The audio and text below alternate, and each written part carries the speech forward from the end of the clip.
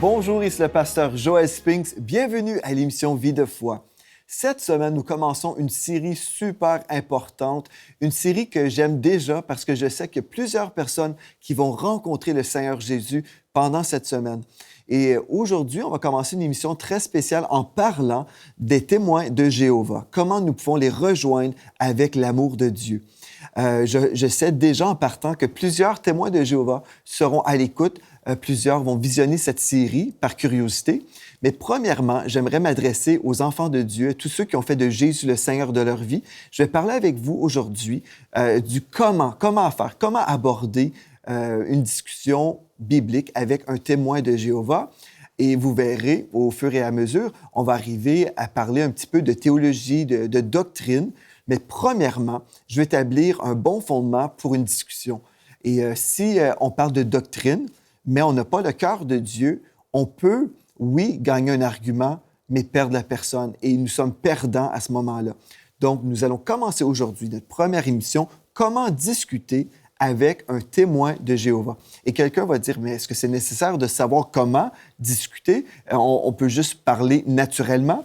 Bien, malheureusement, plusieurs chrétiens sont très, très maladroits quand ils viennent, quand ils veulent s'investir dans la vie de quelqu'un, quand ils veulent parler avec une personne. Ils sont parfois très maladroits. Et ce qu'on va faire aujourd'hui, on va apprendre que, oui, Dieu a une façon de faire. Et puis, on va commencer aujourd'hui. Je crois vraiment, si vous avez un cœur ouvert, vous allez recevoir de Dieu et vous allez recevoir la préparation pour les rencontres futures que vous aurez avec des témoins de Jéhovah.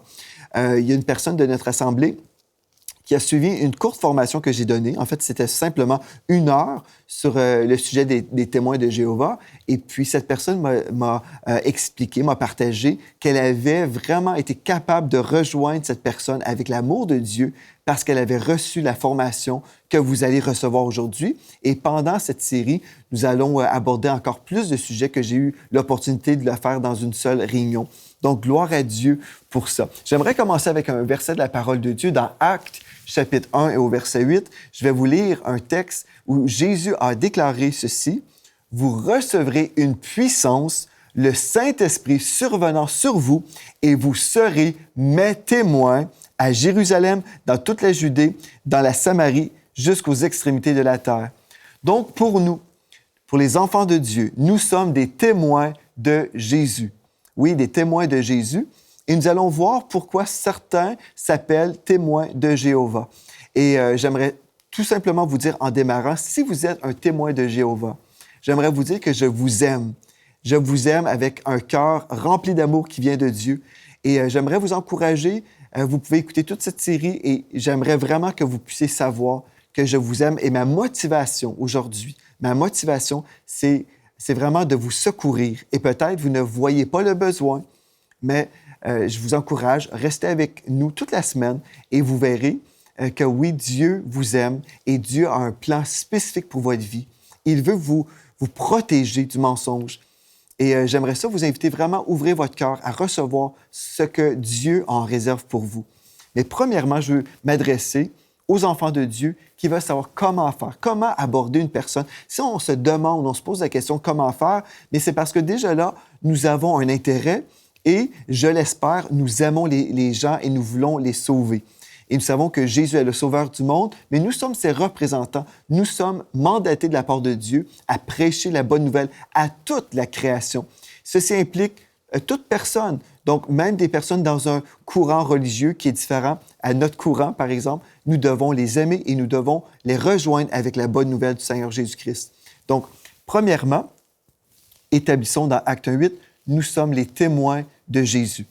Et là, si vous avez, par exemple, une personne qui se présente chez vous, qui souhaite vous parler de Dieu, bien, j'aimerais vous donner la clé, la première clé pour vous, enfants de Dieu. Comprenez que l'homme naturel ne reçoit pas les choses de l'Esprit de Dieu. Comprenez ceci. En fait, hier, j'ai eu la grâce de recevoir 2 dames qui font partie des témoins de Jéhovah. Elles se sont pointées à ma porte pour m'annoncer la nouvelle du royaume de Jéhovah. Et puis, j'ai pu discuter avec elles pendant environ 1 heure, peut-être même 1 heure et demie. J'ai parlé vraiment longtemps. Nous avons discuté Et ces deux femmes ont vraiment ressenti, en tout cas moi je le crois, elles ont ressenti l'amour de Dieu. Parce qu'une des femmes, lorsque je lui ai dit comment Dieu l'aimait avec un amour éternel, une d'entre elles a commencé à avoir des larmes aux yeux. Parce qu'elle ressentait, je le sais, elle ressentait l'amour de Dieu. Donc la première chose, si nous voulons gagner des âmes à Christ, peu importe, en passant, ce que je vais partager aujourd'hui ne s'applique pas uniquement pour l'évangélisation auprès des témoins de Jéhovah, mais vous pouvez l'appliquer pour les personnes dans un mouvement quelconque. Parce que ces principes-là, en fait, sont les valeurs du royaume de Dieu. La première chose, comprenez que l'homme naturel ne reçoit pas les choses de l'Esprit de Dieu. Je vais vous lire un verset de la parole de Dieu qui confirme ce que je viens de vous dire.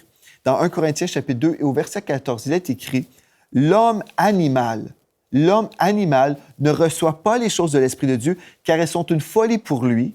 Il ne peut les connaître parce que c'est spirituellement qu'on en juge. » Ceci veut dire tout simplement, si je commence à discuter avec quelqu'un, la personne n'est pas née de nouveau. La personne n'a pas l'Esprit de Dieu en elle. Donc, elle est simplement une personne, la Bible dit, l'homme animal. Juste une personne qui est spirituellement morte. La personne n'a pas le Saint-Esprit en elle, donc son esprit n'est pas un esprit vivant. Donc, quand vous vous adressez à une personne et vous arrivez avec une discussion théologique, une discussion spirituelle, la Bible me dit que cette personne ne peut pas recevoir ce que vous dites. Vous pouvez parler, mais la personne ne peut pas recevoir parce qu'elle est spirituellement morte, elle est spirituellement aveugle.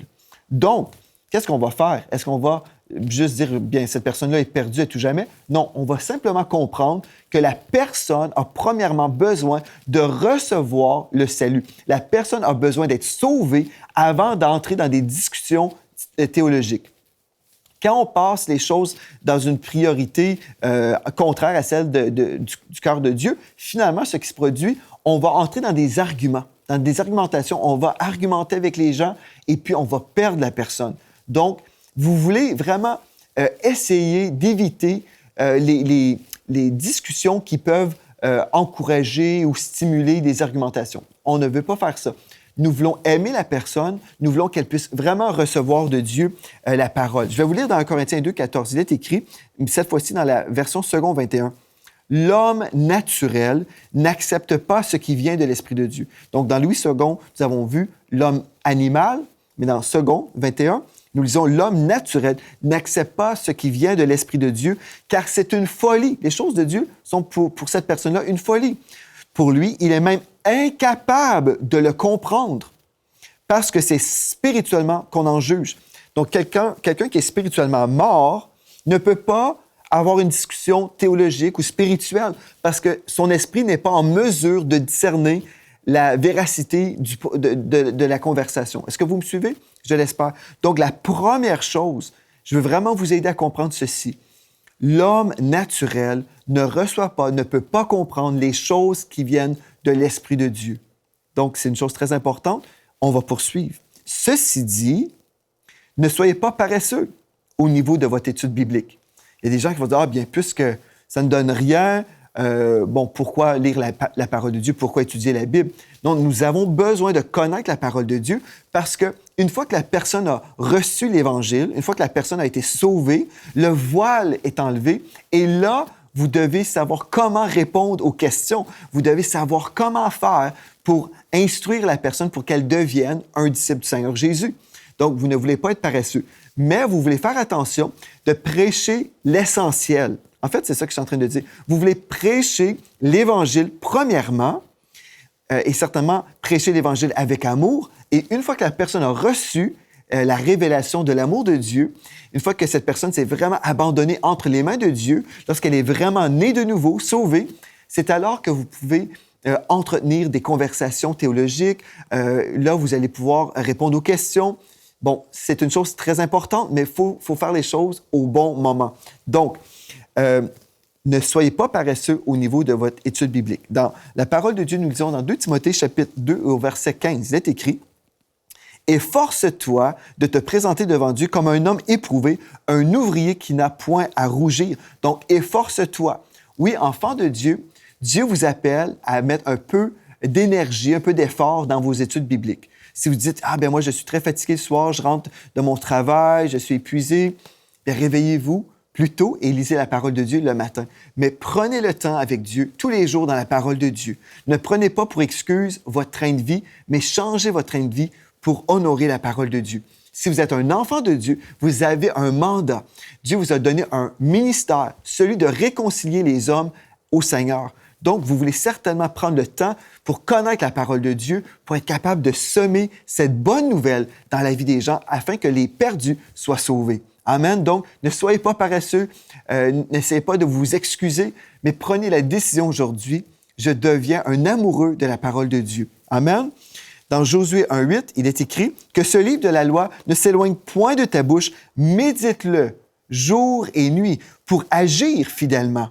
Pour agir fidèlement, selon tout ce qui est écrit, car c'est alors que tu auras du succès dans tes entreprises, c'est alors que tu réussiras. Et une des choses que Dieu veut qu'on réussisse, certainement, c'est notre mission de rejoindre les gens. Donc, notre mission d'évangéliste. Dieu veut qu'on soit des personnes dans la réussite à ce niveau-là, mais pour y arriver, nous devons méditer la parole de Dieu jour et nuit. En fait, si on veut rejoindre un témoin de Jéhovah, ou peu importe la personne, là, la parole de Dieu doit faire partie de notre style de vie. On ne peut pas simplement dire, OK, je vais écouter 5 émissions sur le sujet en suivant l'émission Vie de foi avec Pasteur Joël. Ne pensez pas que vous allez être équipé après seulement 5 émissions si vous ne passez pas du temps dans la parole de Dieu. En fait, ce que Dieu veut, c'est un style de vie où vous allez être équipé parce que vous avez un style de vie biblique. Dans le psaume 119 et le verset 11, il est écrit « Je serre ta parole dans mon cœur afin de ne pas pécher contre toi. » Donc, Dieu veut des gens consacrés à lui, des gens qui serrent la parole de Dieu dans leur cœur. Pourquoi? Parce que ces gens aiment Dieu. Ces gens aiment la parole de Dieu. Et si vous avez dans votre quotidien l'habitude de passer du temps avec le Seigneur dans la parole de Dieu, quand viendra le temps de partager l'Évangile, vous aurez déjà la parole de Dieu en vous et la bouche parle de l'abondance du cœur. Vous serez déjà prêt à le faire.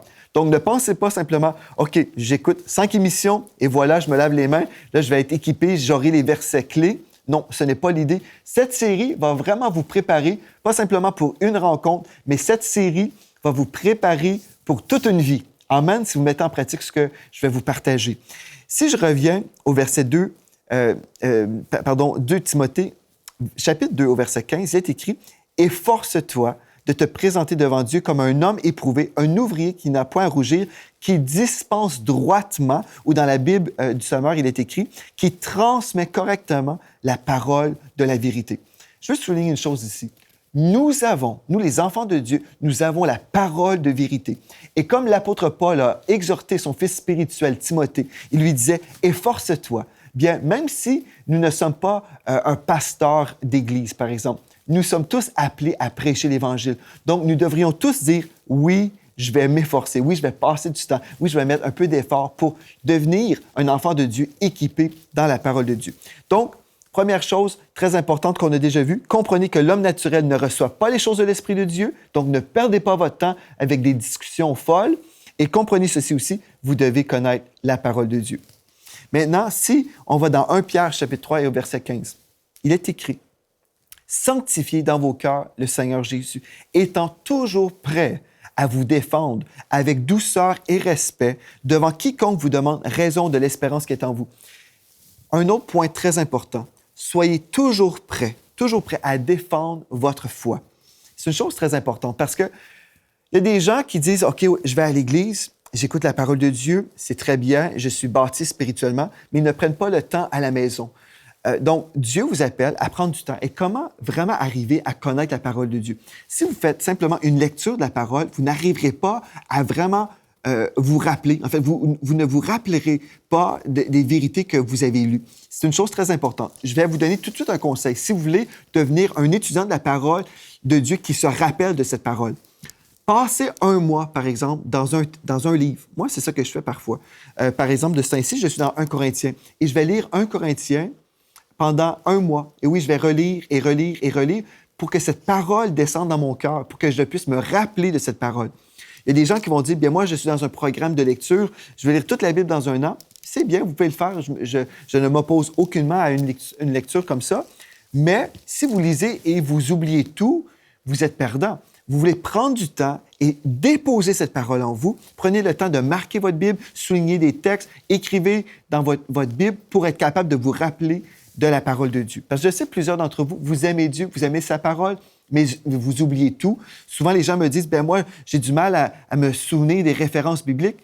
Et oui, on peut oublier des références, mais si on prend le temps de faire des petits dessins dans notre Bible, par exemple, écrire des notes, bien, on va se rappeler. Ah oui, j'ai passé un mois dans 1 Corinthiens, je me souviens, à telle page, j'ai fait un petit dessin, j'ai fait une note. Je vais me rappeler, même visuellement, je vais me rappeler de ma Bible. Je vais me rappeler de la page de ma Bible. Donc, on doit se donner à fond dans l'étude de la parole de Dieu si nous voulons être un témoin véritable du Seigneur Jésus. OK, je poursuis. Donc, soyez toujours prêts à défendre la raison pour votre foi. Donc, on ne peut pas être paresseux, mais on doit étudier et même être prêt. Parce que quelqu'un peut venir frapper à la porte chez vous et peut-être vous n'êtes pas vraiment disposé même au moment où les gens vont venir. Comme hier, lorsque les deux femmes ont frappé à la porte, bien, j'avoue, je n'étais même pas habillé pour recevoir des gens. Et j'ai dû évangéliser comme ça, mais Dieu était avec moi. Mais j'étais préparé spirituellement, même si physiquement, bon, peut-être mes cheveux avaient besoin d'être peignés un peu. Mais vous savez, ce qui compte pour les gens, c'est pas simplement notre apparence à ce moment-là, mais c'est notre préparation spirituelle. Donc, c'est une chose très importante. Soyez toujours prêts. Et dans la seconde 21, le même texte nous dit, « Soyez toujours prêts à défendre l'espérance qui est en vous devant tous ceux qui vous en demandent raison, mais faites-le avec douceur et respect, en gardant une bonne conscience. » Je me souviens le témoignage d'une témoin de Jéhovah que j'ai côtoyée à l'école. Cette jeune fille me disait « Ah, moi, là, j'ai peur des chrétiens. J'ai tellement peur des chrétiens. » J'ai dit « Mais pourquoi? » Bien, mon oncle fait partie d'une telle église. Et puis, lorsqu'on a parlé de Dieu avec lui, il a frappé sur la table, il s'est mis à crier et puis nous accuser de toutes sortes de choses. Et puis, quand j'ai entendu ce mauvais témoignage, ce mauvais rapport, je lui ai dit, je suis tellement désolé parce que ce n'est pas la façon qu'on devrait agir. Et puis, je te demande pardon pour lui parce qu'en fait, il a mal représenté le royaume de Dieu. La Bible me dit, faites-le. Quand vous allez parler ou vous allez vous défendre, faites-le avec douceur et respect, en gardant une bonne conscience. Donc, vous allez vouloir parler à la personne avec amour, avec respect. C'est tellement important. Et avec douceur. Dans Louis II, nous disons même avec douceur. Êtes-vous une personne comme ça aujourd'hui? Si vous dites, ah ben moi, quand un témoin de Jéhovah se présente à la porte chez moi, je ferme aussitôt la porte. Bien, vous fermez la porte à une personne qui a soif de Dieu, à une personne qui cherche Dieu en ce moment. Si la personne est dans une religion comme ça, bien c'est parce qu'elle était intéressée à connaître Dieu et quelqu'un est arrivé avec un autre évangile. Cette personne a adhéré à cette croyance-là, mais ne pensez pas que la personne est satisfaite. Même si des fois les gens peuvent argumenter, la personne peut défendre une idéologie, une croyance, mais cette personne, au fin fond, est vide, elle est spirituellement morte, elle a besoin de recevoir la vie de Dieu en elle. Donc, ce que vous voulez faire, c'est voir la personne qui est là, qui est devant votre porte, ou les personnes, vous voulez les voir avec les yeux du Père. Donc, vous allez vous défendre avec douceur et avec respect. Amen. Soyez toujours humble. C'est une chose tellement importante dans le corps de Christ. Pour tout, en fait, mais l'humilité est tellement importante. Dans 1 Corinthiens 8, au verset 1er, il est écrit « La connaissance rend orgueilleux » ou « La connaissance enfle, mais l'amour édifie. » Si quelqu'un croit savoir quelque chose, il ne connaît encore rien comme il faudrait connaître, mais si quelqu'un aime Dieu, il est connu de lui. C'est tellement important parce que vous savez, si vous prenez le temps avec une personne, vous évangélisez une personne à votre porte, et puis pendant un temps, la personne est là, peut-être un peu inconfortable, elle refuse peut-être ce que vous expliquez, ce que vous partagez, mais la personne va quitter votre demeure, et là, quand vous allez prier pour la personne, vous allez dire, Seigneur, touche cette personne, que la semence de l'Évangile que j'ai semée, que cette semence puisse vraiment apporter une belle récolte pour toi. Je réclame cette personne pour toi. Oui, Esprit de Dieu, touche cette personne, que cette personne soit sauvée dès aujourd'hui. Comme vous allez prier pour la personne, l'Esprit de Dieu va travailler dans son cœur. Et plus tard, si elle a des questions, elle va vouloir revenir vous voir pour vous demander des questions, pour vous poser des questions, vous dire, vous avez mentionné ceci, vous avez mentionné cela, pouvez-vous m'expliquer ce que vous voulez dire exactement? En fait, la personne, si elle a soif de Dieu, elle va revenir vers vous si vous avez été une personne gracieuse, si vous avez parlé avec respect et douceur. Mais si vous êtes une personne arrogante, remplie d'un esprit religieux, vous êtes, je ne sais pas, dans l'accusation, vous êtes, bref, tout le contraire de ce que Dieu veut, en fait, la personne ne reviendra pas vers vous parce que la personne va dire, bien, cette personne elle était si méchante. Mais en fait, si vous êtes rempli d'amour, la personne peut revenir vous voir pour vous poser des questions. Je veux vous rappeler une chose.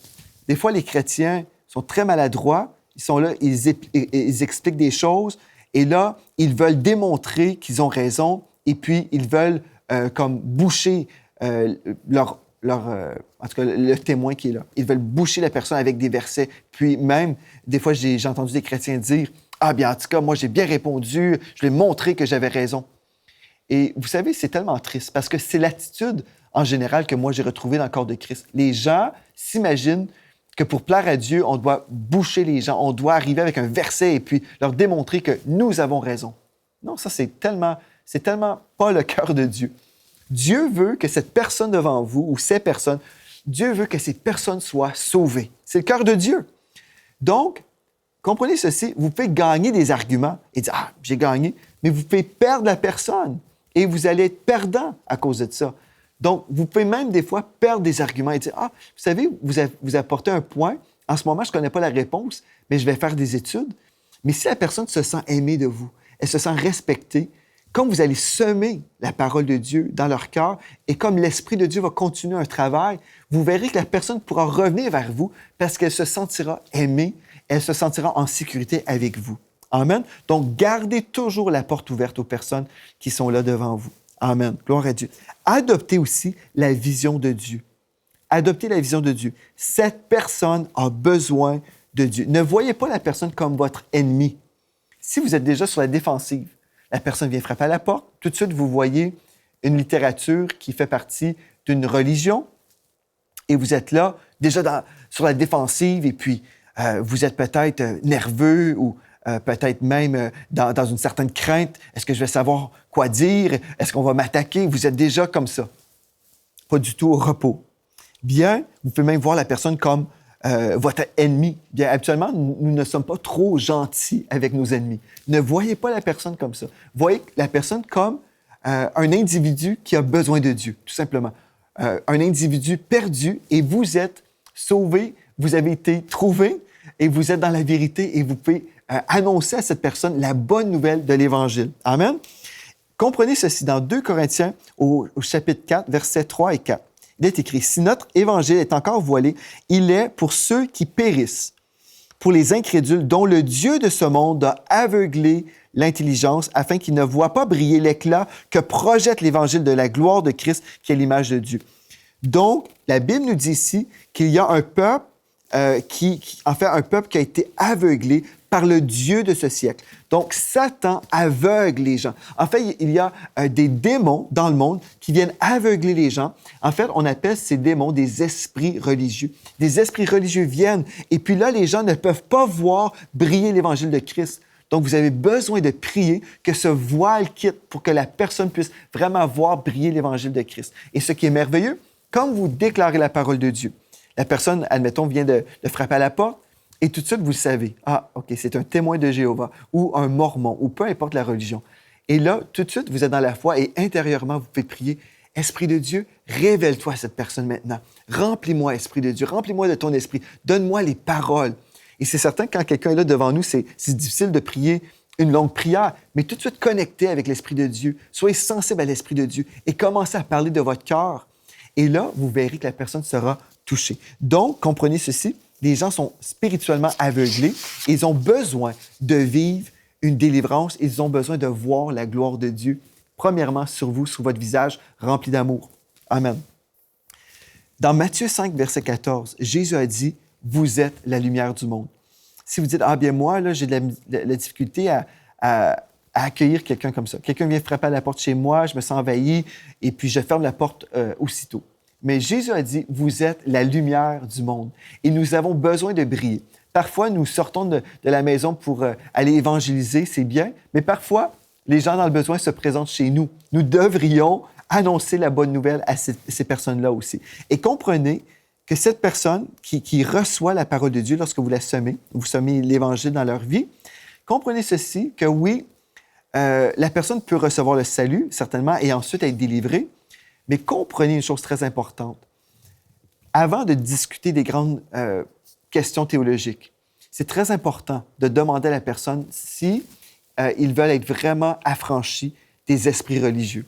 Parce que moi, j'ai déjà fait l'erreur de passer du temps avec des personnes qui avaient été dans une religion et je n'avais pas pris autorité sur les esprits religieux. Et finalement, ce qui est triste, c'est que la personne se donne au Seigneur, mais il y a encore des esprits qui sont là, des esprits de confusion, des esprits de séduction qui sont encore dans leur vie. Et là, on veut enseigner la vérité, on veut donner la parole de Dieu, mais il y a toujours des esprits qui viennent pour les troubler. Donc, vous devez, au tout début, dès que la personne reçoit le Seigneur Jésus dans leur vie, vous devez, au tout début, dire, OK, vous avez donné votre vie au Seigneur, voulez-vous maintenant, on va renoncer au royaume des ténèbres et on va briser les liens également. Maintenant, au nom de Jésus, nous allons faire le ménage spirituel pour que vous soyez affranchis des oppressions qui viennent du royaume des ténèbres, des oppressions, en fait, qui viennent des esprits religieux, qui viennent tourmenter les gens pour que les gens soient totalement dans la confusion. Au lieu d'être dans la paix de Dieu, ils sont toujours confus, ils se remettent toujours en question, ils sont finalement vraiment terrorisés par le royaume des ténèbres. Donc, vous voulez prier, briser ces choses-là et vraiment que la personne soit affranchie et libérée au tout début de sa vie chrétienne. Amen. Parce qu'on ne peut pas argumenter ou raisonner avec un démon. Nous devons chasser un démon. Quelqu'un qui a été longtemps dans une fausse religion a forcément des esprits de religion qui s'est attaché à cette personne. C'est clair. Et peut-être vous dites, ah bien, je ne suis pas trop équipé. Si vous avez, premièrement, si vous avez donné votre vie au Seigneur Jésus, vous êtes un enfant de Dieu, vous avez l'autorité au nom de Jésus, vous priez une prière de délivrance, soyez délivrés au nom de Jésus de toute influence du royaume des ténèbres. Recevez au nom de Jésus-Christ votre délivrance. Et la personne dit oui et amen, et là, vous pouvez vous réjouir du fait que la personne est délivrée. Donc, gloire à Dieu. Donc, on est en train d'établir la base aujourd'hui, la base pour l'évangélisation des témoins de Jéhovah, et on va poursuivre. Mais premièrement, avant même de connaître les versets bibliques qu'on peut apprendre par cœur pour savoir ce que nous pouvons dire, nous devons premièrement avoir un cœur bien disposé. Et c'est ça qu'on est en train de voir aujourd'hui. Nous allons poursuivre demain. Il y a plein d'autres choses que j'ai à cœur de vous partager par rapport à notre disposition lorsque nous allons parler avec un témoin de Jéhovah. Soyez au rendez-vous demain. Je suis certain que vous serez bénis. Merci d'avoir été là. D'ici à demain, soyez richement bénis.